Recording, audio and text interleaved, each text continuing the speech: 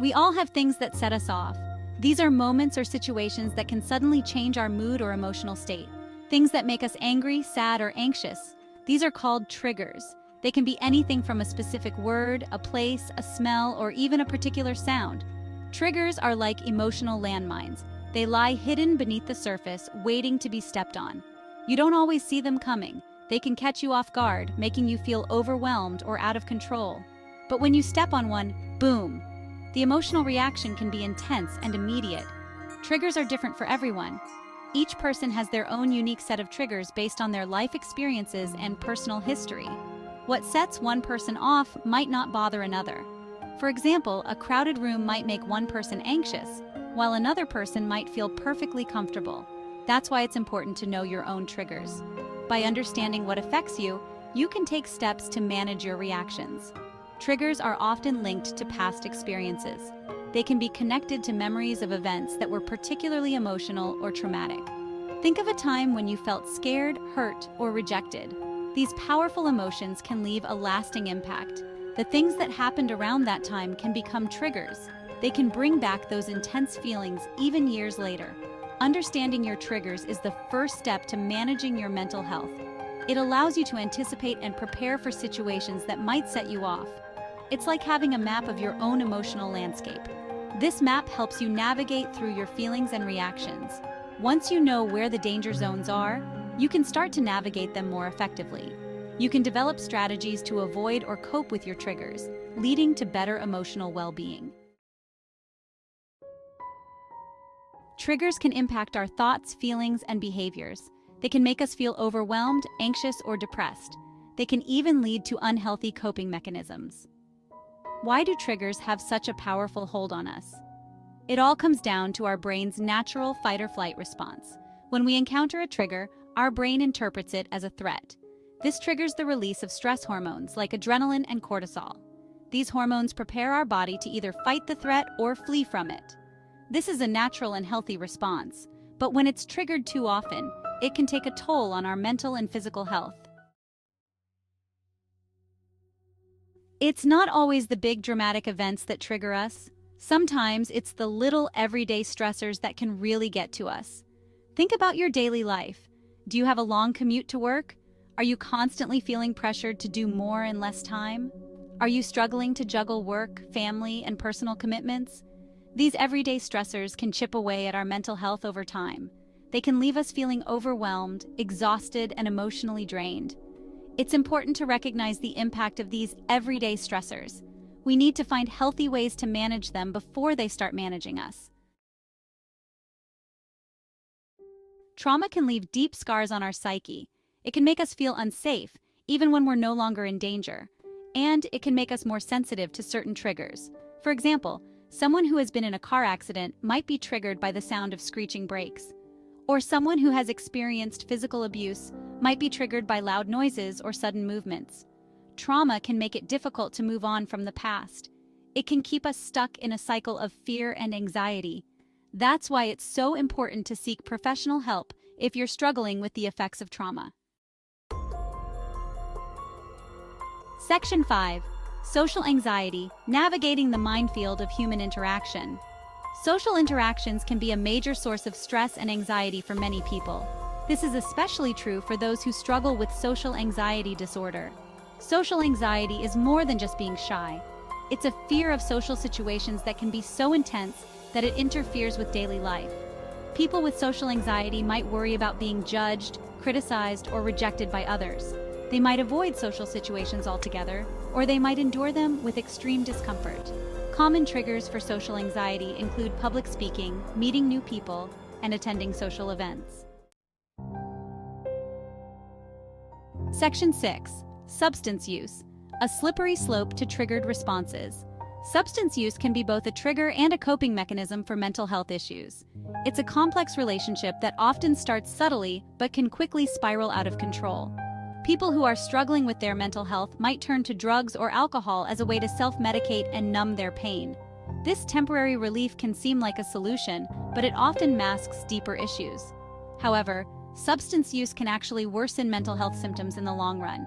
The initial relief is fleeting, and the underlying problems remain unresolved.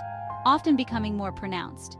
It can lead to dependence, addiction, and a host of other problems. The cycle of using substances to cope can become a trap, making it harder to break free. Substance use can also make people more sensitive to triggers. The very things they are trying to escape from can become more intense and frequent. For example, someone who drinks alcohol to cope with social anxiety might find that they're more likely to experience anxiety in social situations when they're hungover.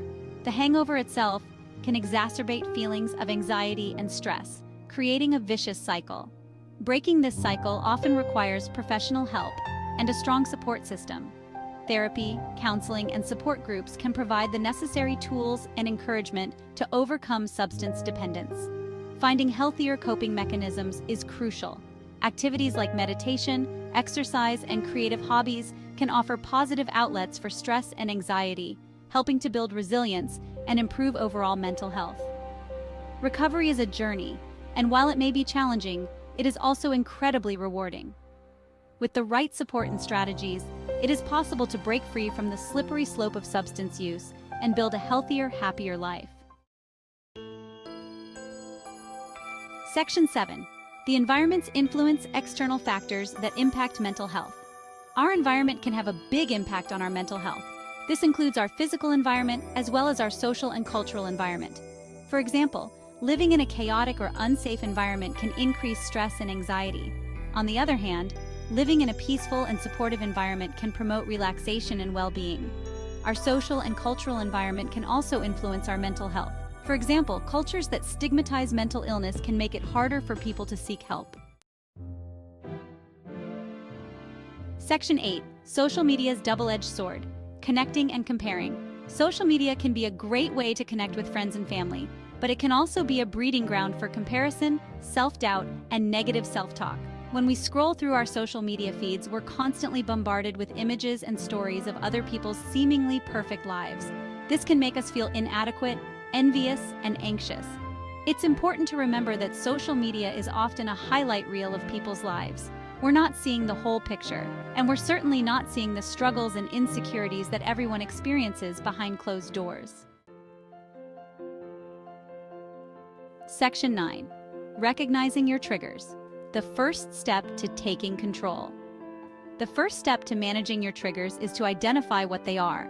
This can take some time and self-reflection. Start by paying attention to your thoughts, feelings, and behaviors. What situations, people, or places tend to trigger negative emotions for you? What are you thinking and feeling when you're triggered? How do you typically react when you're triggered? Once you have a better understanding of your triggers, you can start to develop strategies for managing them. Section 10. Building resilience, strategies for managing triggers. In this section, we will explore various techniques and approaches to help you manage your triggers effectively and build a stronger, more resilient mindset. There are a number of things you can do to manage your triggers and build your resilience. By incorporating these strategies into your daily routine, you can create a more balanced and peaceful life. Here are a few ideas that can make a significant difference in how you handle triggers and stressors in your life. Avoidance.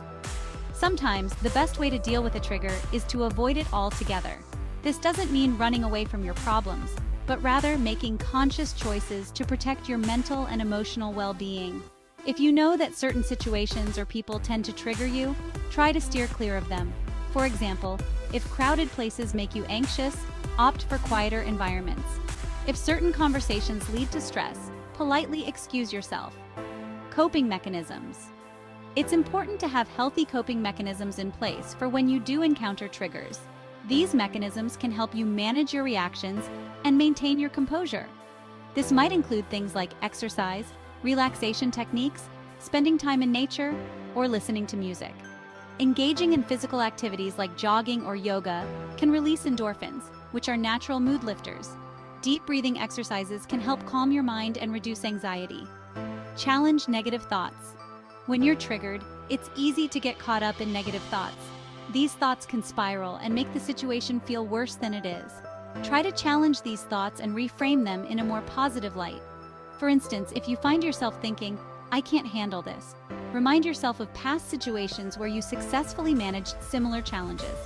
Talking to a supportive friend can also provide a fresh perspective. Set boundaries. It's okay to set boundaries with people, places, and things that trigger you. Boundaries are essential for maintaining your mental health and ensuring that you don't overextend yourself. You don't have to say yes to everything. Learning to say no when necessary is a powerful tool in managing your triggers. It allows you to prioritize your well-being and focus on what truly matters to you. Remember, it's perfectly acceptable to put yourself first sometimes. Section 11. Seeking support. You don't have to go it alone. If you're struggling to manage your triggers on your own, don't hesitate to seek professional help. A therapist can teach you coping skills and help you develop a plan to manage your mental health. Remember, asking for help is a sign of strength, not weakness. You deserve to live a happy and fulfilling life, free from the grip of your triggers.